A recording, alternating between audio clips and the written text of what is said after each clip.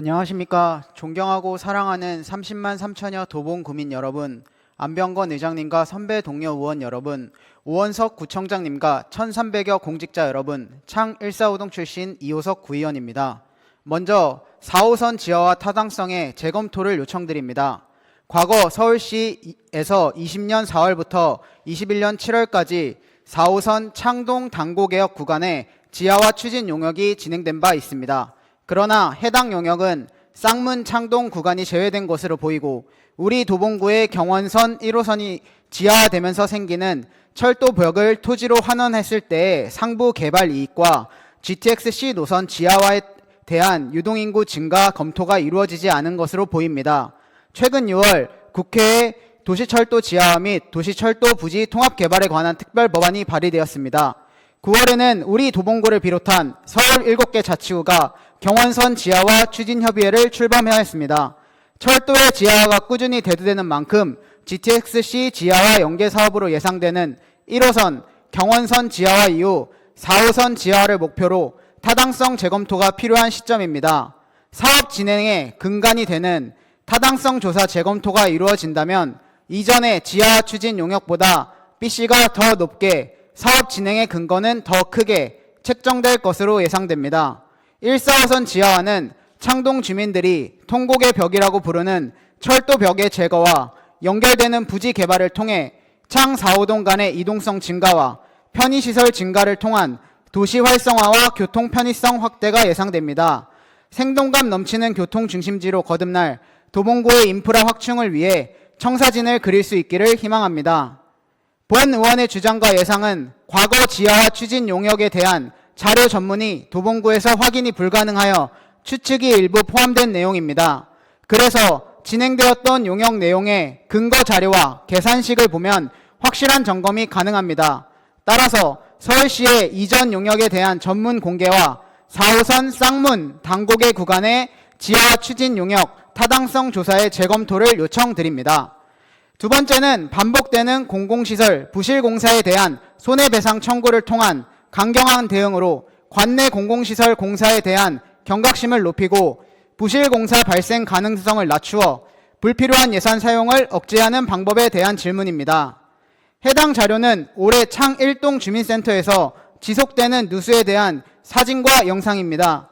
주민들의 행정과 민원 업무의 최일선 창구인 주민센터에서 주민들이 불편함을 겪고 있으며 도봉구민의 휴식 공간인 공공시설은 운영 관리에 지속적인 비용이 소요되기에 초기 공사가 중요합니다.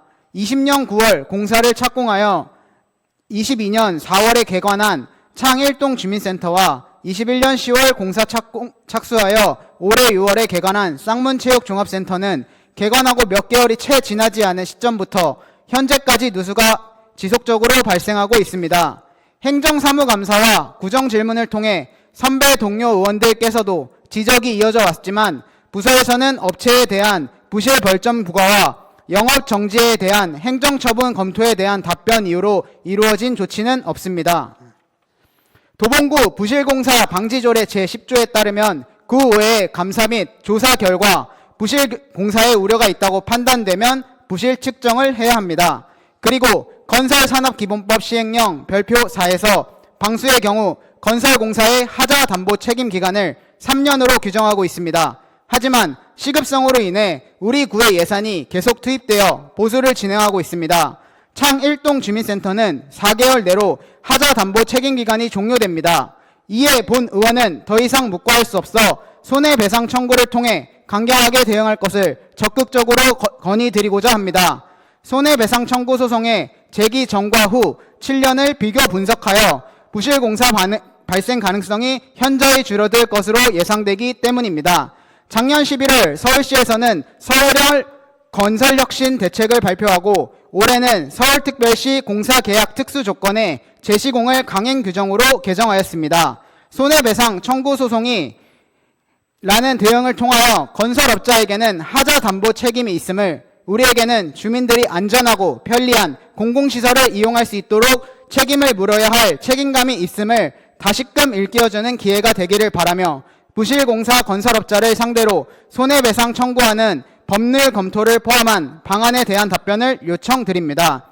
세 번째로 독서실에 노후된 의자의 교체에 대한 검토를 요청드리는 질문입니다. 우리 도봉구 주민들과 학생들이 각종 자격증 및 시험들에 대비하는 자기주도 학습시설에는 대표적으로 도봉구민회관 독서실, 정보문화독서실, 도서관 열람실, 청소년 독서실 등이 있습니다. 하지만 주민들이 노후하고 딱딱한 나무 의자로 인해 불편을 호소하고 계십니다. 의자의 구매 및 교체 시계를 확인해 보니 청소년 독서실은 1997년, 구민회관 독서실은 2009년, 정보문화도서관의 열람실은 2011년, 책상은 2001년으로 조달청 고시, 의자의 내구 연수인 8에서 9년이 훨씬 넘는 의자들입니다. 부서에서는 예산 범위에서 사업의 운영과 자료 구입만으로 부족하여 자산 취득비를 상정할 수 없다는 답변을 하였습니다.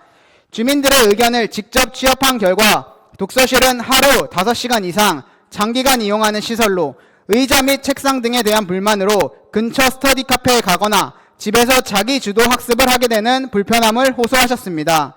올해 도봉구 선덕고의 수능 만점 학생의 인터뷰도 자율학습의 중요성에 대해 강조하고 있습니다. 전 생에 학습하는 평생교육 시대에 자기주도 학습시설의 중요성은 더욱 높아지고 있습니다. 적절한 시기의 의자와 책상의 교체, 그리고 운영 개선을 통해 주민들을 위한 학습 공간과 시설 조성이 필요합니다. 그래서 노후된 의자를 교체할 수 있도록 방향성에 대해 답변 요청드립니다. 네 번째로 통신설비 계약에 대한 전면 재검토가 필요합니다. 올해 1월 이동통신 설치 중계기 사용료를 인하시키거나 4G, 5G 장비를 추가 설치할 때 임차료 증가에 대한 상한을 두어 임차료 부담을 낮추는 이동통신사의 담합에 대해 공정거래위원회는 시정명령과 과징금을 부과했습니다. 우리 도봉구의 계약 과정을 확인해보니 장비 추가 및 설치에 필요한 사항들이 반영되지 않고 땅 사용 면적만 표기되어 재산 가액을 기준으로 진행하였습니다. 통신기기 간 간격 그리고 공정위에서 발표한 소액 국소 합의 자료를 참고하면 2016년도에 금액 기준과 유사하여 비합리적으로 보일 수 있는 지점이 있습니다. 세입을 확대할 수 있는 방향으로 우리 도봉구 전체 공공시설의 통신설비 재계약에 대한 검토가 필요합니다. 다섯 번째로 우리 도봉구 관내 초중고 학생들이 항상 요청하는 운동시설 개방에 관한 질문입니다. 해당 자료는 창골 축구장, 풋살장을 이용하는 14세 이하 도봉구 청소년, 초등학생들이 사진과 올해 보도자료입니다. 현재 많은 청소년들이 이용하는 운동시설인 풋살장과 축구장은 무료 개방 시간이 주말 17시 전후로 이루어져 있고 전 연령이 사용 가능하여 어른인 성인들과 이용이 겹치게 되면 상대적으로 청소년들이 불편을 느끼고 있습니다. 따라서 시설관리공단 등 관리 주체와 협의를 거쳐 직장인들이 출퇴근하고 비교적 여유로운 평일 15시에서 17시 사이에 청소년을 위한 시간 배려를 하여 청소년들이 편하게 사용 가능하도록 청소년 우선 예약 혹은 무료 개방을 검토 요청드립니다. 마지막으로 도시 활성화 추진을 위한 제언입니다. 도봉구청에서는 미래 전략에 대해 지속적으로 논의를 통해 구현하는 도시활성화 추진반이 있습니다. 도시활성화 추진반은 최근 아레나 착공 직전 서울시와 카카오 등 회의를 진행시킨 성과가 있습니다. 앞으로도 해당 부서의 업무가 단순 민원 해결이 아닌 창동 신경대 사업에 대한 제안과 토론을 통한 도시활성화에 기여하기를 희망합니다. 최근 영국 O2 아레나에서 진행된 e스포츠 롤드컵 세계대회 등 국내를 포함하여 CES나 코첼라 페스티벌, 국내 그랜드 민트 페스티벌 등을 벤치마킹하여 해외, 국내까지 넓은 시야에서 도시 활성화에 대한 안목으로 전략 수립에 기여해야 합니다. 아울러 주민들께서도 창동역 인근의 개발 상황에 대한 다양한 과정에 대한 문의와 국내의 많은 지역을 직접 찾아보시고 여러 제안을 주시고 있습니다. 직능 단체의 주민회의나 민원 요청 시 창동역 인근 환경 개선과 광장에 대한 개발 방안을 신도림, 개봉, 오류역 등의 역사 광장을 벤치마킹한 창동역 공원, 광장 문화, 구상, 용역 검토부터 인근 태릉, 석계역, 상계역의 공연, 문화공간, 중랑천을 부산의 수변공연과 같은 시설을 교량에 접목시켜달라는 주장까지 주민들의 다양한 의견이 있었습니다. 창동역 인근에 새롭게 거듭나는 신경제지역에 대해 분기 혹은 반기별로 주민 설명회 진행을 제안드립니다. 변화 과정에 대한 주민들의 궁금증 해소와 공사에 대한 설계를 제외한 환경 개선 등의 방향성 설정에 주민들의 의견이 반영될 수 있도록 주민 의견 청취 시간이 필요합니다.